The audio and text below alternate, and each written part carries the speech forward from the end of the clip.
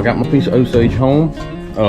This tree was nearly dead looking. It actually had a few green leaves coming out of some of the limbs. I think it had a couple sets, that's where I was dragging it.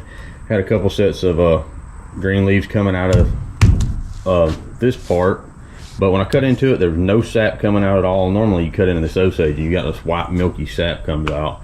No sap coming into it at all. I actually had a bunch of carpenter ants coming out of this center pith here. So it's pretty dry wood. It seems to be relatively dry. I don't plan on doing anything with it till next year anyway. But the first thing I got to do is get it split and get this bark off the outside and get it sealed.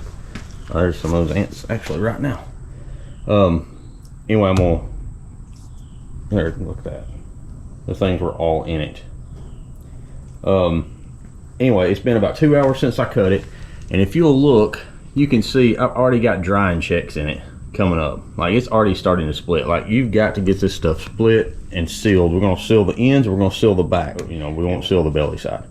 That's where the moisture will escape. We just don't want moisture escaping from the back or the ends, because that's going to cause these drying checks to get worse and worse and could totally ruin our staves.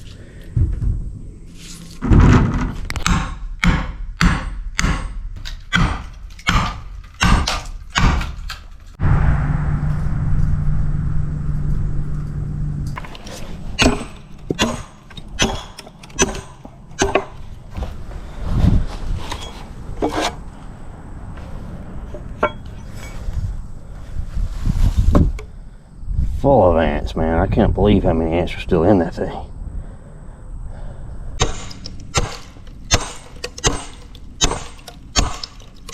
A lot of rot inside of that I did not know was there.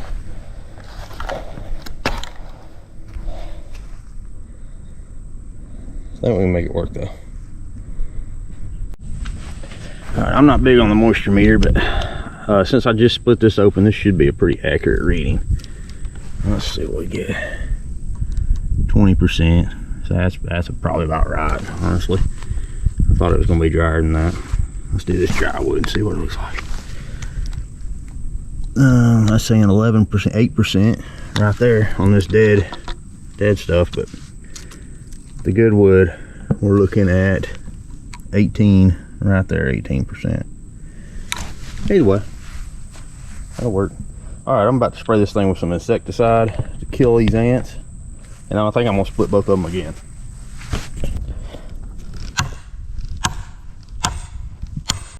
Alright, it looks like I'm going to end up with 5 staves out of this. See, I got 3 over there. I'm going to try to split this one in half. Well, I think it's wide enough I can get 2 out of this. Maybe kind of taking a risk. I don't know that all of them are going to be good. Some of them's got big holes laid out in them from those ants. But it's important, and I wanted to cover this, it's important to always split these in half.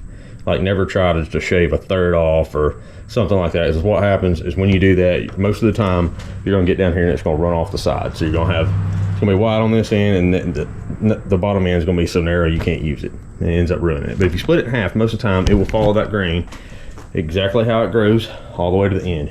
You'll have a perfect stave. All right, here they are. I ended up with 5 staves altogether. 3 of which look really good.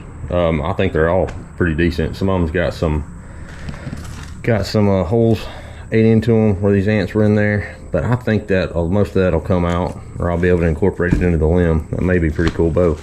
Now the next thing I'm going to do is get all the bark and sapwood off of them. I've tried to leave the bark on before and spray it with some insecticide, and I still ended up with boring insects getting into my bark.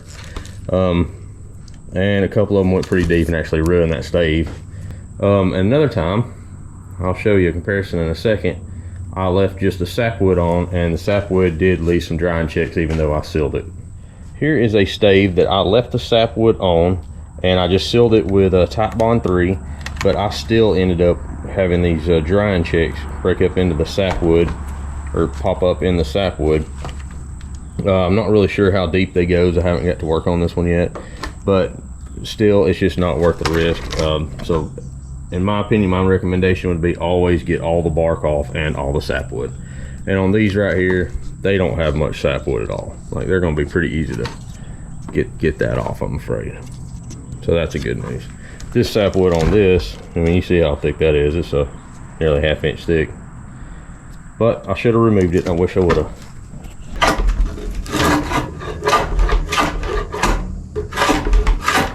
It's very easy to tell the sapwood from the heartwood. I mean, the sapwood's really white, and the heartwood's a beautiful yellow color. So it's really easy with Osage. It's not as easy with other woods, and also it may not be as important with other woods. Okay. So I've got all the sapwood off of this one. It's got several spots where it looks like a lot of rots in it. Down here, it has some rot in it, but as you can see, I went ahead and took it down. It's just on the surface. So if I come down a few more grains, which on this end, I have plenty of wood left. Like I can come down a few more grains and get all that out. I'm gonna leave this here for now. I'm gonna go ahead and seal it with some Type Bond 3. A lot of people will dilute wood glue down.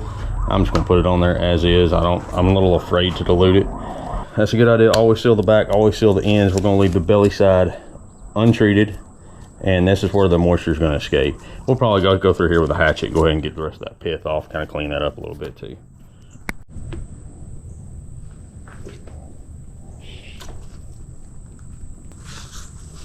I'm just going to put it on thick and brush it in.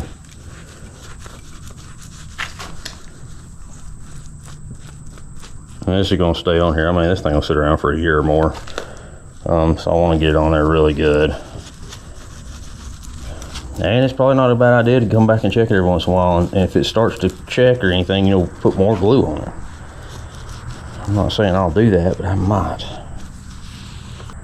You can also use latex-based paint, which might be what I do with the rest of these. I think I got some old cans of paint that I'm never going to use for anything. Any kind of water sealer, waterproofing, anything like that'll work. Just something to keep moisture from drying out of the stave on the back here.